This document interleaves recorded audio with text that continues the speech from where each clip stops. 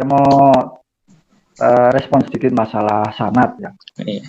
Jadi kalau masalah sanad ini kan sepertinya tergantung motivasi orang itu mengangkat isu tentang sanad gitu.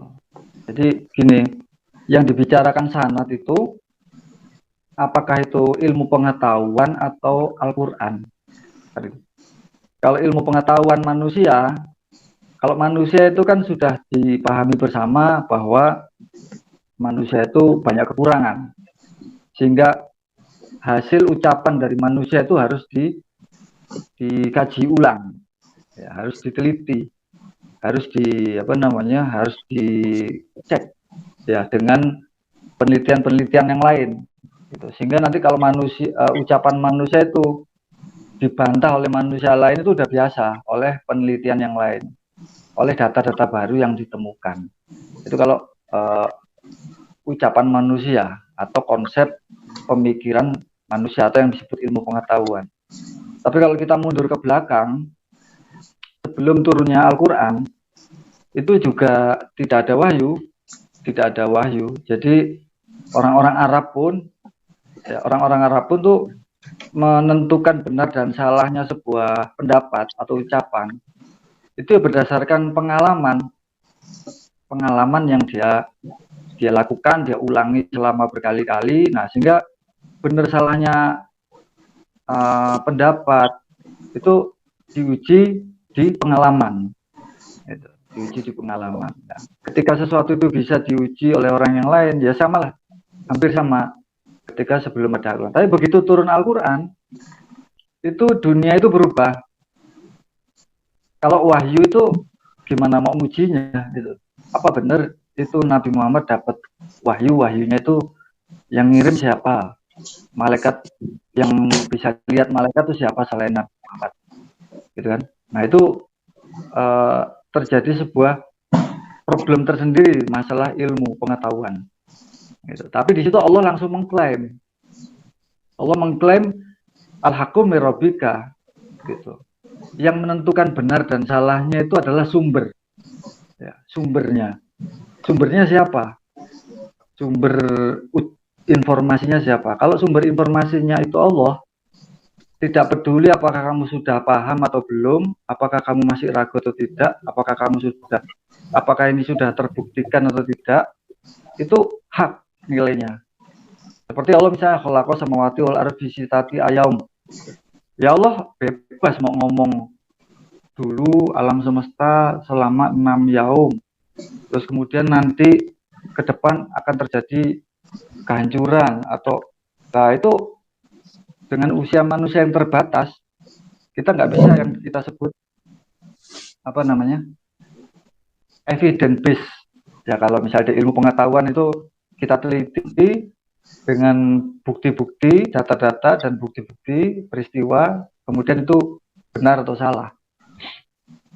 Jadi ketika ngomong wahyu, ya wahyu itu kebenaran sebuah informasi ditentukan oleh sumbernya.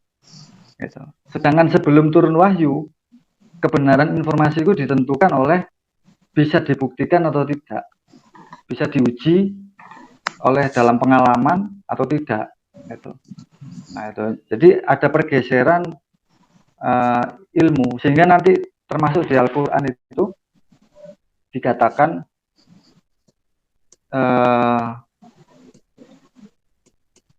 ilmu yang bersumber dari manusia itu disebut statusnya zon, statusnya itu dugaan. Jadi turun sehingga sekarang wahyu Al-Quran naik jadi Al-Haq. Sebelum ada Al-Quran, Al-Haq itu semua yang diucapkan oleh tokoh masyarakat yang dibuktikan secara bertahun-tahun, dibuktikan berkali-kali oleh sepanjang sejarah, itu hak, kebenaran. Tapi begitu ada Al-Quran, Al-Quran mengatakan semua pendapat adalah zon, dugaan. Jadi omongan manusia itu selain Al-Quran itu dugaan statusnya. Jadi turun statusnya. Kemudian Al-Quran lah sumber Al-Haq, kebenaran. Nah sama kayak kita sekarang ini sebenarnya apapun yang diucapkan oleh ilmu pengetahuan itu sebenarnya statusnya hanya zon, dugaan. Termasuk fikih itu juga dugaan. Gitu. Kita meraba-raba ini hukumnya apa, itu dugaan. Tapi kalau wahyu itu statusnya hak, dilihat dari sumbernya. Dari sumbernya itu sih masalah. Nah, kalau sanad ini kan orang bicara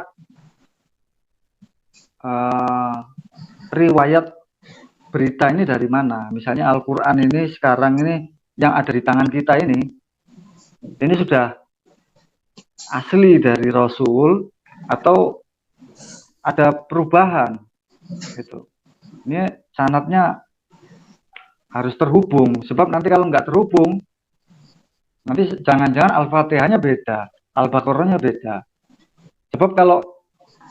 Sebab banyak sekali usaha-usaha di penelitian sana yang sudah berusaha meragukan Al-Quran. Contohnya gini, mengapa Taubah tidak ada Al-Fatihah, tidak ada Bismillahnya? Kenapa irama dalam Al-Quran itu ada beberapa ayat yang iramanya kok kayak nggak nyambung? Ini sisipan jangan-jangan gitu. Nah, itu banyak kajian-kajian yang mengkritik Al-Quran. Gitu. Nanti kalau kita itu nggak berpegang pada sanad, kita bisa, wah ini ada nih memang ditemukan ternyata iramanya ini nggak nyambung. Jadi ini mestinya bukan bagian dari Al-Quran. Ini sisipan. Ini mestinya At-Taubah ini nyambung langsung satu surat, nggak perlu dipisah surat tersendiri. Nah, semakin banyak spekulasi yang akan mempengaruhi Al-Quran kalau kita nggak pakai sanad. Gitu. Kalau bicara Al-Qurannya. Gitu. Tapi kalau bicara tafsir, ya, pemahaman kita, gitu ya, pemahaman kita. Nah, kita juga sanad kan metode kita dalam mencari kebenaran itu kan beda.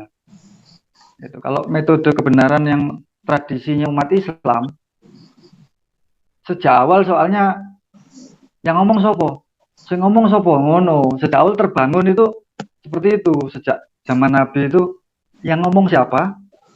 Gitu. Seperti contohnya Abu Bakar. Ketika peristiwa Isra Mi'raj, kalau yang ngomong Rasulullah saya percaya. Gitu. Nah, ini kan Abu Bakar kan ngomong nggak mau. Kalau sekarang ini istilahnya orang yang kolot ya, nggak bisa diajak mikir ilmiah. Gitu. Padahal sudah dibuktikan di depan umum, Nabi Muhammad angkat kaki satu. Gitu. Angkat kaki lagi satunya. Nggak bisa kan? Gitu. Nah, Anda mengatakan bahwa Anda melakukan perjalanan Isra Mi'raj. Gitu. Nah, itu kan dalil-dalil logika yang berusaha diajukan oleh masyarakat. Gitu. Tapi sejak zaman Nabi Muhammad, itu tradisi itu sanad yang dipegang. Gitu. Yang ngomong siapa, sumbernya siapa, apakah itu sahabat Nabi atau bukan, terus apakah satu orang atau dua orang, gitu. Terus kalau itu saksinya banyak, yaitu dia benar. Tinggal bagaimana otak kita memahaminya. Pokoknya benar dulu, baru caranya menafsirkannya. Gitu. Nah, tradisi di Muslim seperti itu.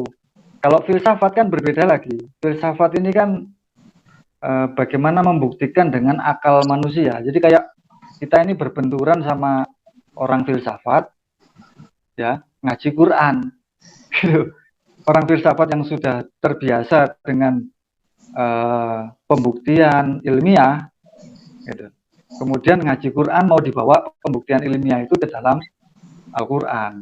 Gitu. Kalau filsafat kan saya percaya kalau sudah terbukti. Tapi kalau Al-Quran ini kan saya percaya benar, tinggal kapan saya membuktikan. Pembuktiannya carry. Saya percaya dulu ini Al-Quran ini pasti benar. Tinggal nanti suatu saat saya akan buktikan kebenarannya. Tapi kalau filsafat, saya akan menunda kepercayaan saya sebelum itu terbukti. Saya nggak akan percaya dulu sebelum terbukti.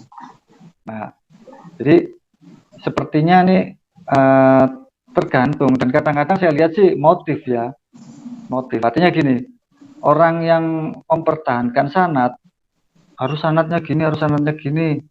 Atau orang yang tidak Sanad ini kan kayak nanti dia itu motifnya supaya orang tuh nggak ngaji di tempat lain. Dia tuh udah bawa seperti tadi kayaknya Mas Hadi cerita sanad gitu ya. Ini saya nih yang punya sanadnya sampai tembus ke Nabi Muhammad.